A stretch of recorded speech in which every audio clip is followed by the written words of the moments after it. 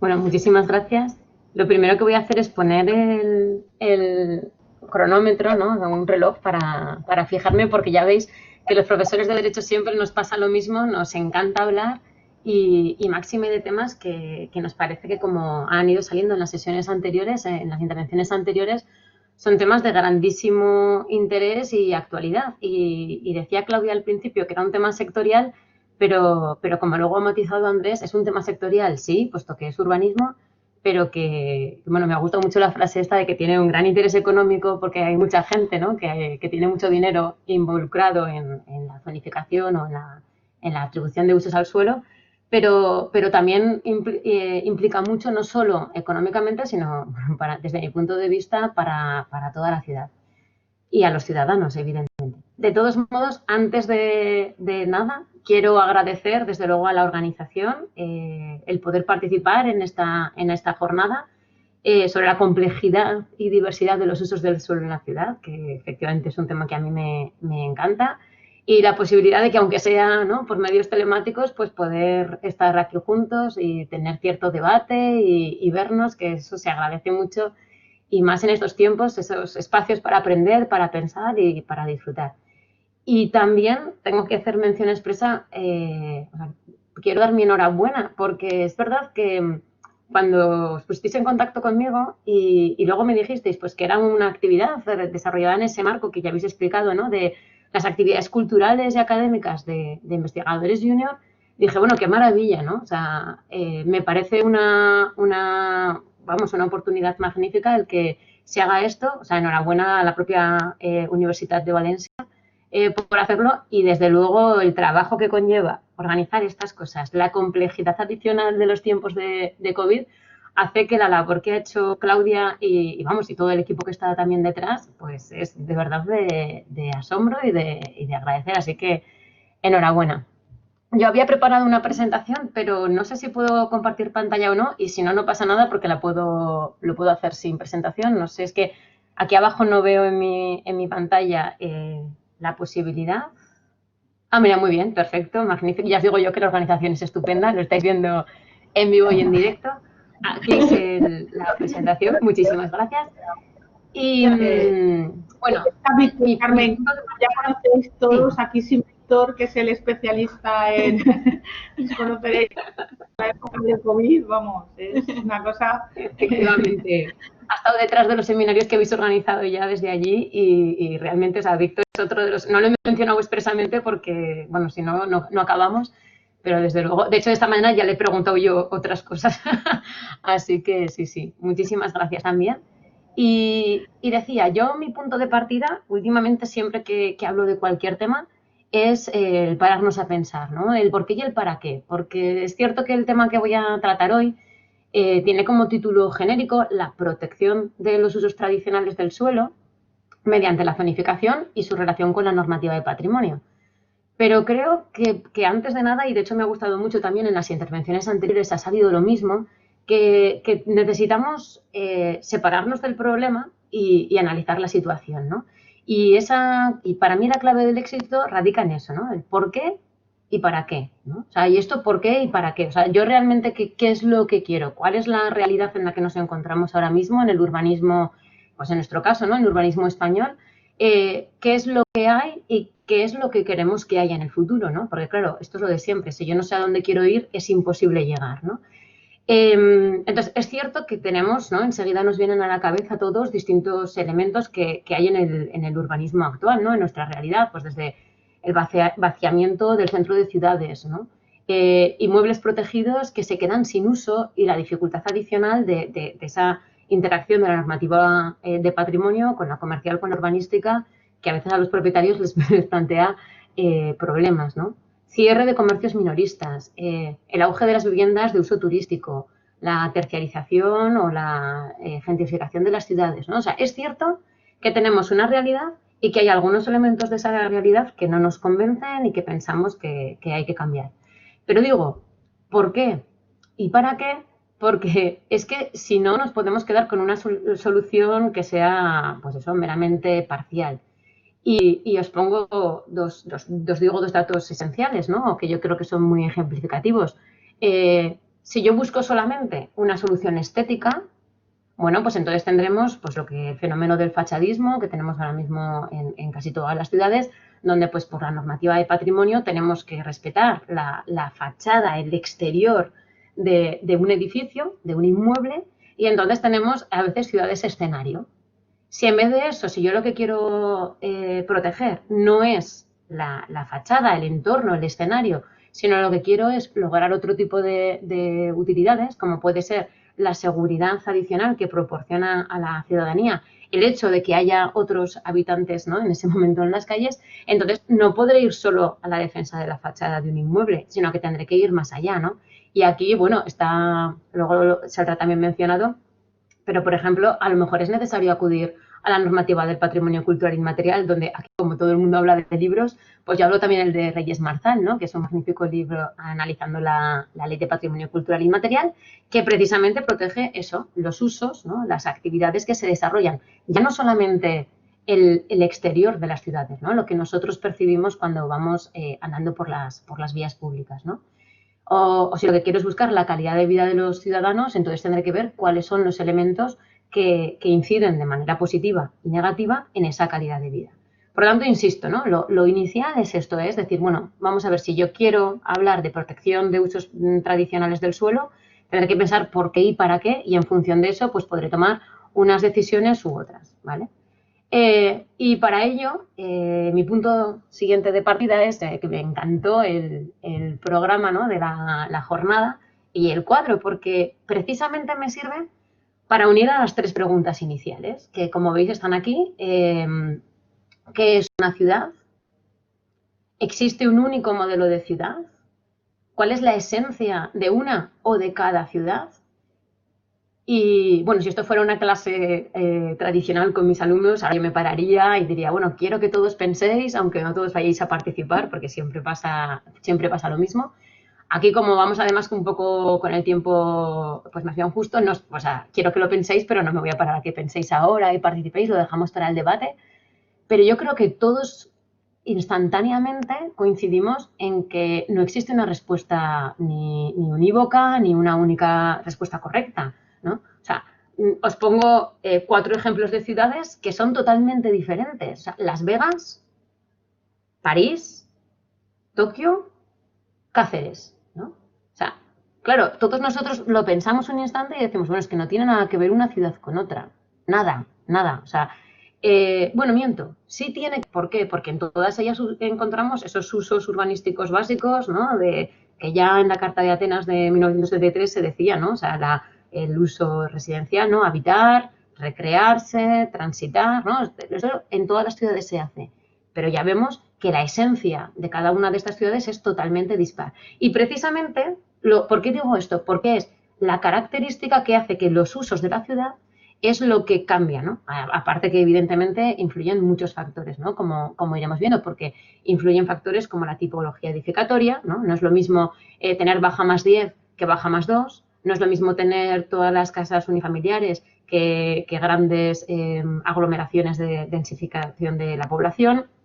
No es lo mismo pues unos usos, ¿no?, pues como en Las Vegas de casinos, ¿no?, o pues el distrito de Akihabara en Tokio, ¿no? O sea, son totalmente distintos los aspectos culturales e históricos, ¿no? El casco histórico de Cáceres, o sea, es que son totalmente dispares, ¿no?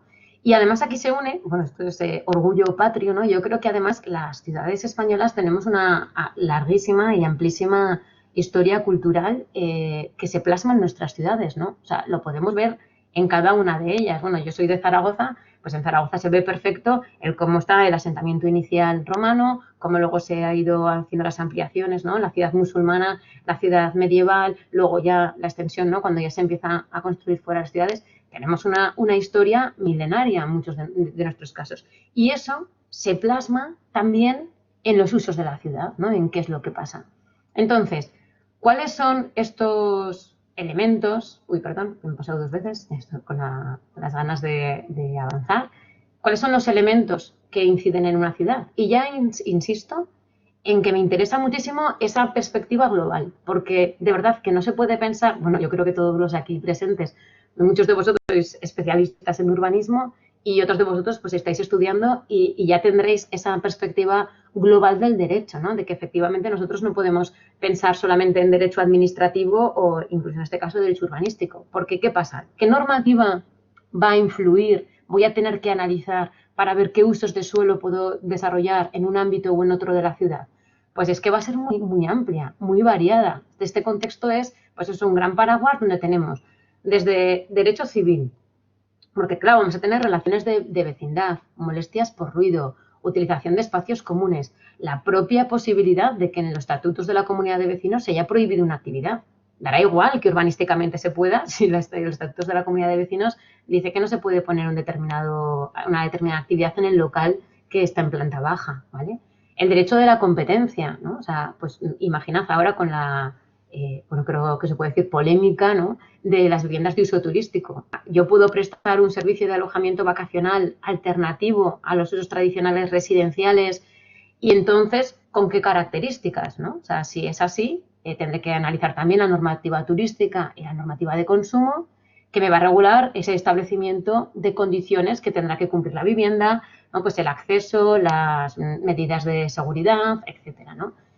Aparte de esto, pues por ejemplo, siguiendo con esta misma línea, el derecho financiero, porque puede haber una tributación distinta en función del tipo de uso que se lleve a cabo en cada una de los inmuebles o de las estancias de un inmueble, ¿no?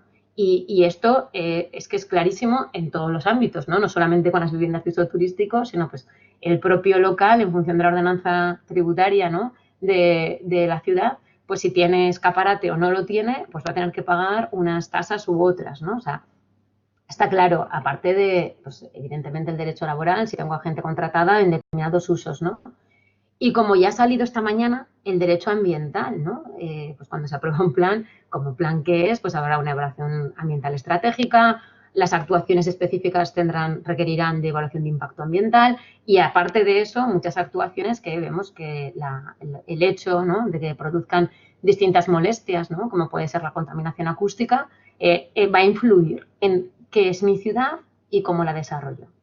Y también, evidentemente, el derecho de patrimonio. Y aquí en el derecho de patrimonio, y unido a lo que decía antes, no es lo mismo el patrimonio histórico o arquitectónico, que me basta con mantener ese escenario de la ciudad, que el patrimonio cultural, si yo quiero transmitir que pues, una determinada ciudad tiene una característica especial que yo quiero que siga estando vivo en la ciudad, ¿de acuerdo? Entonces, esto, bueno, esencial para lo que nos interesa hoy.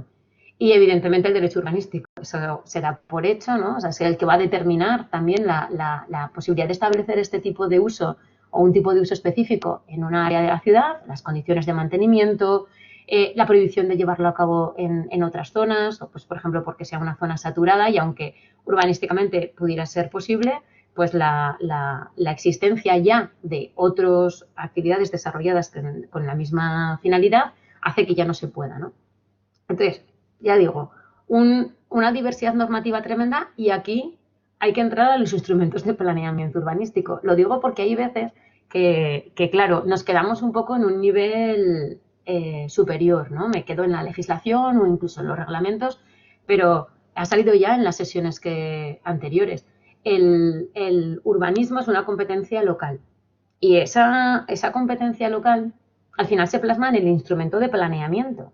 Entonces, tengo que analizar qué pasa en cada uno de esos instrumentos de planeamiento, cuáles son las normas urbanísticas que aplican a cada zona, cuáles son las condiciones de edificabilidad, porque hay veces que la existencia de un uso habitacional, pues evidentemente va a estar vinculado a la tipología edificatoria. Si no hay ventanas, no voy a poder poner un uso residencial o en el que haya personas habitualmente, ¿de acuerdo? Con lo cual, es necesario, insisto, descender al instrumento de planeamiento para ver exactamente qué es lo que yo puedo o no puedo hacer y si puedo o no mantener o proteger determinados usos en el suelo.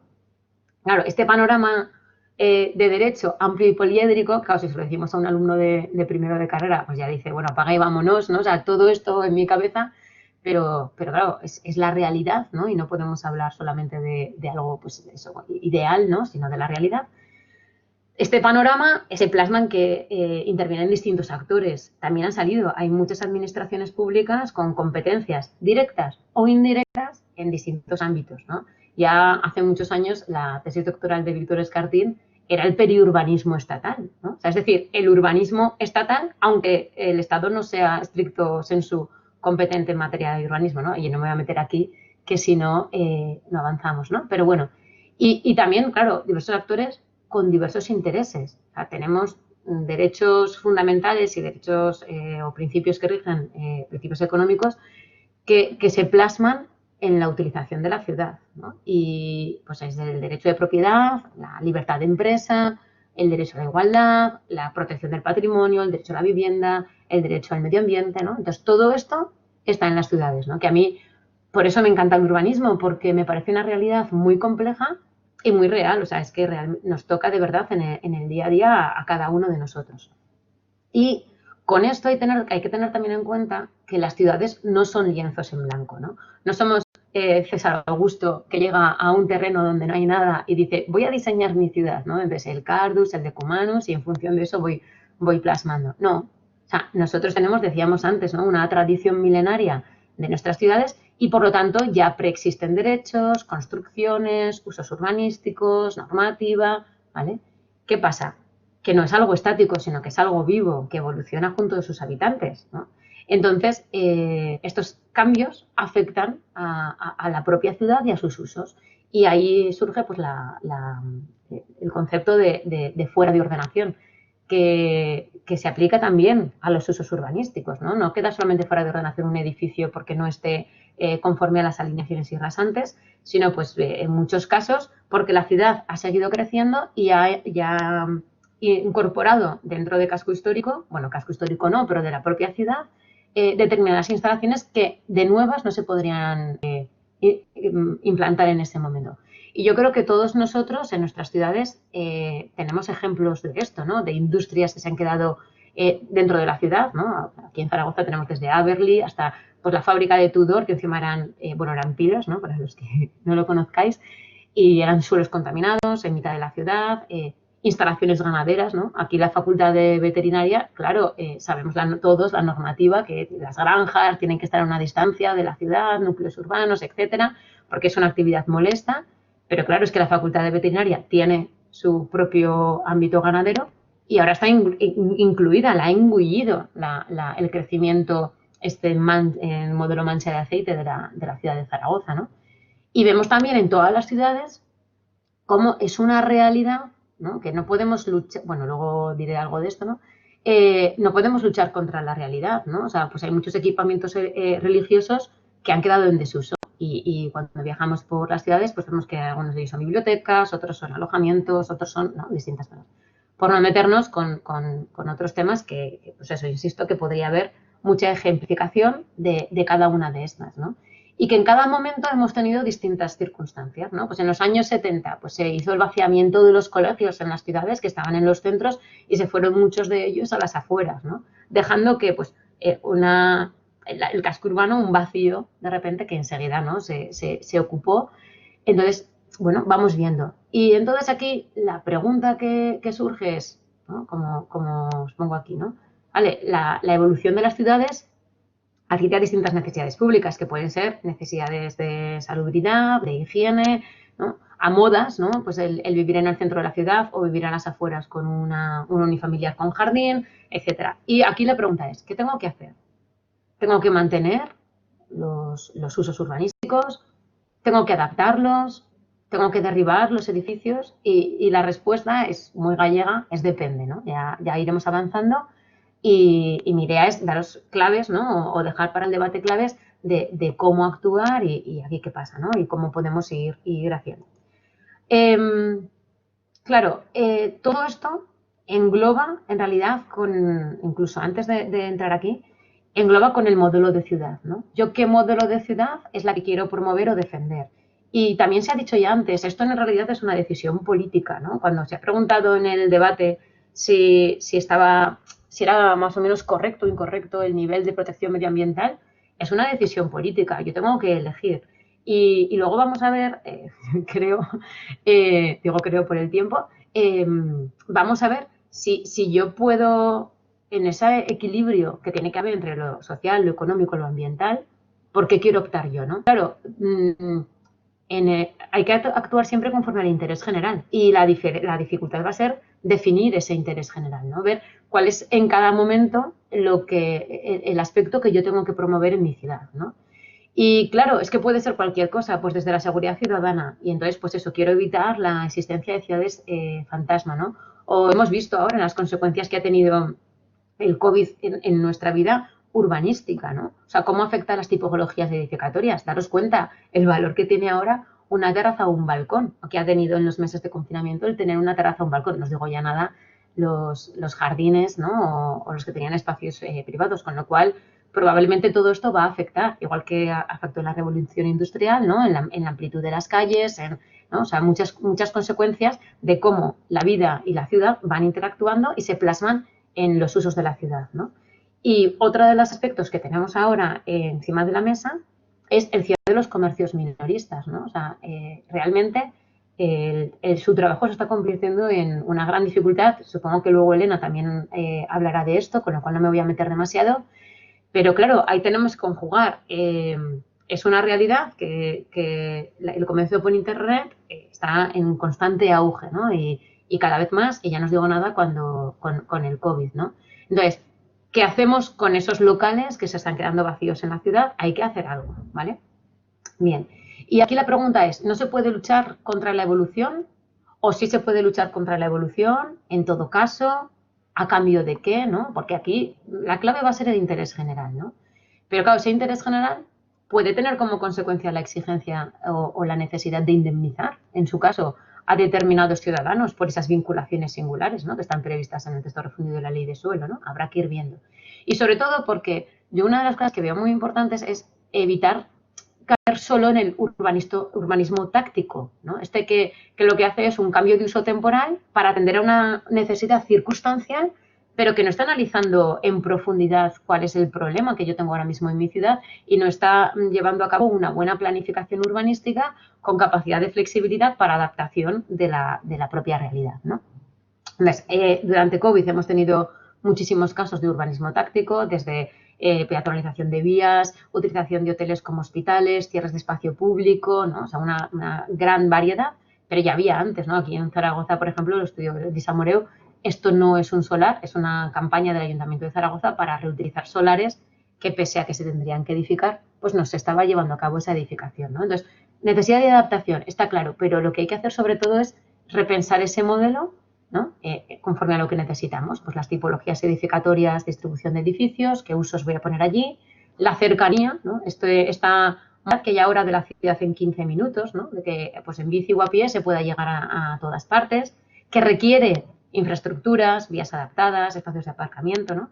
Los tipos de equipamiento que yo voy a promover para los distintos ciudadanos, etcétera.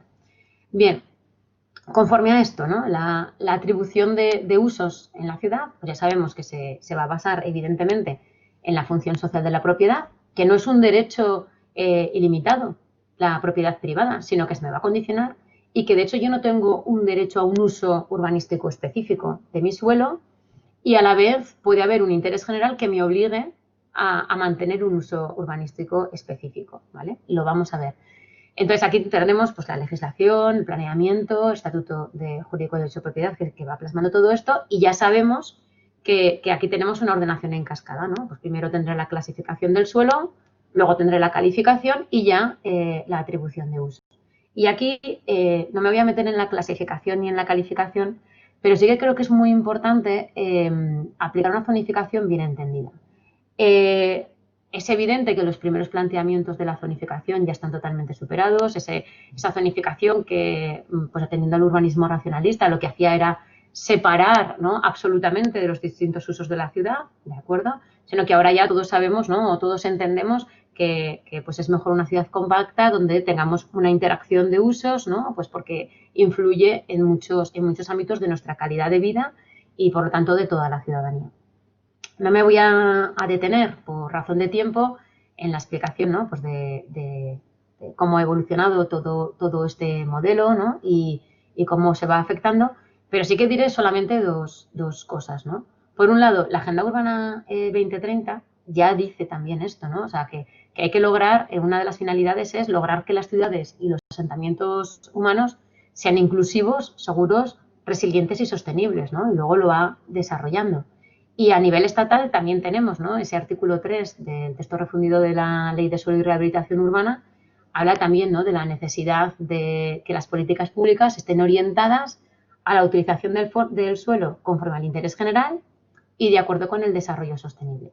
Y esto luego, pues el propio artículo 3 lo va desarrollando en el apartado tercero, ¿no?, los principios que me parece muy importante destacar, de competitividad, de sostenibilidad económica, social y medioambiental, de acuerdo a las tres, cohesión territorial, eficiencia energética, etcétera, ¿vale? Y conforme a esto, pues también el mismo artículo 3, ¿no?, nos da las claves de algunas características que tienen que tener determinados usos de la ciudad, ¿no? Pues el uso residencial, la necesidad de fomentar y de favorecer la dinamización económica y social, ¿vale?, pues evitando, por ejemplo, las viviendas o en desuso, dotaciones e infraestructuras, localización de las actividades económicas, la movilidad, ¿no?, que dice que tiene que ser en coste y tiempo razonable, ¿no? Y bueno, y cuantos usos resulten compatibles, que aquí va a estar la clave con la función residencial, que es la clave, la esencia de cualquier modelo urbanístico y de la atribución de usos en el suelo, con el equilibrio de las ciudades, favorecer la diversidad de usos, la aproximación de los servicios, de las dotaciones y los equipamientos y la cohesión e integración social, ¿de acuerdo? Y también, dentro de ese mismo artículo 3, ya veis que da para casi una tesis doctoral, es favorecer la puesta en valor del patrimonio urbanizado y edificado con valor histórico o cultural, ¿de acuerdo? Con lo cual, ya vemos que aquí tenemos un gran panorama de la zonificación bien entendida como un medio, desde mi punto de vista, muy adecuado para lograr unos objetivos en la ciudad, pues eso, positivos para todos, ¿no? Bien. Bien. ¿Cuáles son las reglas generales? No me voy a detener en detalle, me encantaría, pero creo que el tiempo inicial era media hora, si no, sí, ¿vale? Y me quedan, conforme a eso, casi 5 minutos, con lo cual simplemente pinceladas, ¿no? Bueno, yo os he dicho que tenemos que entrar en los instrumentos de planeamiento urbanístico. Los instrumentos de planeamiento urbanístico, claro, son potestad de administración local, con lo cual cada uno de ellos va a elegir el modelo de ciudad que quiere y lo plasmará en unos usos específicos del suelo, que al final, como os decía antes, el uso va a ser lo que me cree el modelo de ciudad, ¿vale? ¿Cuáles son los principios básicos? La utilización racional del suelo, la subordinación de los usos a los intereses generales y la defensa de esos preceptos que hemos mencionado antes ya de la Constitución, en los que no me voy a detener. Sí que aquí quiero resaltar la sentencia que efectivamente analizó Claudia, ¿no?, y que ha mencionado también Andrés, porque es clave para ahora la palabra es tan famosa, ¿no?, empoderar, pues en este caso empoderar a las administraciones locales en la elección de su modelo urbanístico. O sea, efectivamente, esa sentencia del Tribunal de Justicia de la Unión Europea de 30 de enero de 2018 lo que dijo es que la ciudad, el municipio de Abbenham, podía elegir preservar la habitabilidad del centro de la ciudad y evitar la existencia de locales vacíos en la zona urbana para lograr una buena ordenación del territorio, ¿de acuerdo? Y por eso dijo que era compatible con la Directiva de Servicios y que era compatible que no se oponía a ella, el exigir en las normas del plan urbanístico, o sea, el prohibir que la actividad de comercio minorista se fuera del centro de la ciudad, ¿de acuerdo?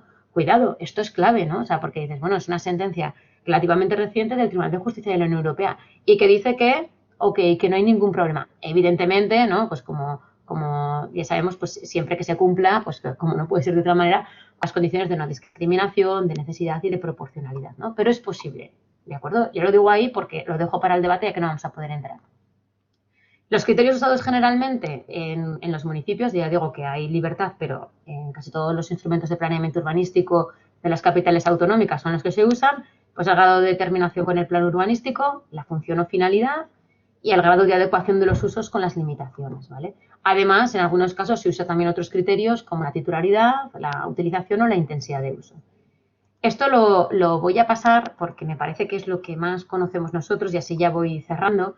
Dentro del grado de determinación, pues sabemos que hay usos globales y usos pormenorizados y que los esenciales van a ser los pormenorizados, que es lo que se detalla en la utilización de la ciudad, ¿de acuerdo?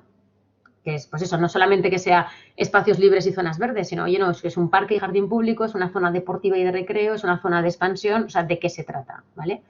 La función o finalidad de los usos, ¿no? Pues claro que evidentemente serán diversos en cada ciudad, y las 3 funciones básicas ya sabemos, ¿no? Vivienda o residencial, productivo y dotacional. Y aquí lo mismo, la esencia de cada ciudad se va a plasmar o se debería plasmar en los planes urbanísticos. Pues por ejemplo, en Logroño pues tienen el uso de bodegas, pues evidente, ¿no? O sea, tiene toda la lógica. Y insisto que cada uno de estos y que de aquí será importante pues porque para los sistemas de compatibilidad, el grado de identidad, de intensidad y la densidad. El tercer gran criterio es ese grado de adecuación con las limitaciones de las normas urbanísticas, ¿no? Qué usos son conformes y qué usos son disconformes. Y aquí, como decía antes, hay que tener en cuenta que habrá usos que cuando se implantaran fueran conformes con la normativa urbanística y que en la actualidad hayan quedado fuera de ordenación. Y los usos disconformes pues pueden ser tolerados o no tolerados. Bueno, luego ya cada instrumento de planeamiento urbanístico hay veces que hacen pues una gran diversificación, ¿no? Pues, no sé, en Vitoria, por ejemplo, esto llega hasta 6 posibilidades, ¿no? Los autorizados, los compatibles, los complementarios, los prohibidos, los recomendados y los tolerados. Todo esto es muy importante, ¿por qué? Porque es lo que me va a permitir a mí saber si yo puedo exigir que se mantenga un uso tradicional, si puedo adaptar ese uso que se viene haciendo, ¿no? y cómo llevarlo a cabo. Y de hecho, en los propios instrumentos de planeamiento urbanístico, en algunos de ellos, se prevé ya directamente cómo proceder a la sustitución de determinados usos del plan, ¿vale? Entonces, se prevé qué usos pueden ser alternativos y, evidentemente, las 2 reglas básicas, que serán la naturaleza del destino urbanístico a sustituir y las ordenanzas sobre el nuevo uso o la compatibilidad. Dejo aquí todo esto apuntado, que puede ser desarrollado, desde luego, en el debate posterior. Y aquí, a modo de conclusión, que ya veis que lo pongo como en interrogantes, porque digo, bueno, ¿son realmente conclusiones o habrá que estar, ¿no? Pues habrá que estar, ¿no? Habrá que estar a cada caso. ¿Por qué? Entonces, ¿es posible, es necesario, es positivo mantener unos usos tradicionales en la ciudad? Y en función de eso, ¿cómo articularlo? Pues dependerá. Habrá que analizar, desde luego, la realidad específica de cada ciudad en su conjunto, ¿no? Lo que decíamos antes, la normativa, el modelo de ciudad que yo busco, qué derechos hay en conflicto, ¿no? Y en este caso, pues, por ejemplo, como decía, las vinculaciones singulares, que además, pues, el profesor Fernando López Ramón acaba también de analizar la evolución de la jurisprudencia del Tribunal Supremo en relación a esto, ¿no? 80 sentencias, que la verdad es que es un libro que se lee muy cómodo y que además él da su propia visión, ¿no? Y una propuesta de cambio para esto, ¿no? Entonces, los derechos que están en conflicto y la propia historia, cultura y el tejido urbano de cada ciudad.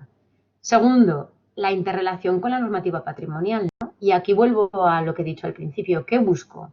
Busco el fachadismo, simplemente, ¿no? Esos edificios hipster, ¿no? Que tal y como los denomina el profesor López Ramón en el libro que les he mencionado, ¿no? O busco que se mantenga el uso de la ciudad. Y entonces a lo mejor tengo que ir por otro tipo de normativa de patrimonio, como decía, por ejemplo, patrimonio cultural inmaterial, por mantener activos esos usos en la ciudad y no solamente esas fachadas, ¿no? Donde ponga farmacia o como en la foto que veis proyectada, ¿no? Que es un teatro en Gijón, que es un Burger King, ¿no? Pues eso, ¿no? O sea, ¿qué es lo que busco yo? ¿Busco el teatro? ¿Busco la actividad cultural? ¿O busco que se mantenga simplemente la estética, ¿no? Y la última conclusión es que bueno, mi opinión personal es que lo ideal sería una flexibilidad controlada, ¿no? ¿Qué significa una flexibilidad controlada? Bueno, pues que cada uno de los responsables, ¿no? Tendría que analizar y tomar tiempo para ver cuál es la circunstancia que tengo en mi municipio y así poder planificar, ¿no? y tener esa capacidad de adaptación a las necesidades, ¿no? Pues a lo mejor una opción es, efectivamente, si yo busco mantener un tipo de uso tradicional, pues tendré que potenciar, ¿no? O a lo mejor dar algún tipo de ayuda o, no sé, pues el otro día leía, ¿no? Oía en la radio, pues que en Teruel para precisamente potenciar el comercio allí, ¿no? Pues porque los pequeños comerciantes lo tienen quizá todavía un poco más pequeño por la poca densidad de población que existe, pues estaban creando una plataforma online, por ejemplo, que permita que esté asentado y además ellos puedan continuar con su comercio, ¿no? Entonces, habrá que ver. Y además, porque solamente desde esta perspectiva de flexibilidad controlada y de planificación, podremos analizar las necesidades actuales y futuras de las ciudades, ¿no? O sea, porque no podemos quedarnos solamente en la realidad actual, sino que tendremos que pensar más allá. Por ejemplo, si está habiendo un desarrollo tan grande como está viendo ahora y vemos que va a ser una realidad en nuestras ciudades en breve, pues tendremos que pensar dónde se van a aparcar esos drones, cómo se van a cargar, etcétera, ¿no? O qué vamos a hacer con los locales vacíos, o cómo vamos a interactuar, ¿no? con tantos usos que están cambiando y que tendremos que ver, ¿no? Cómo asimilarlos o, en su caso, cómo protegerlos de una manera adecuada y que sea conforme a derecho. Y con esto, bueno, me he pasado creo que unos 5 minutos, pero bueno, que espero haberse estado condensada y de todos modos dejamos para el debate cualquier tipo de aclaración, sugerencia, crítica que tengáis, que queráis hacer. Muchísimas gracias.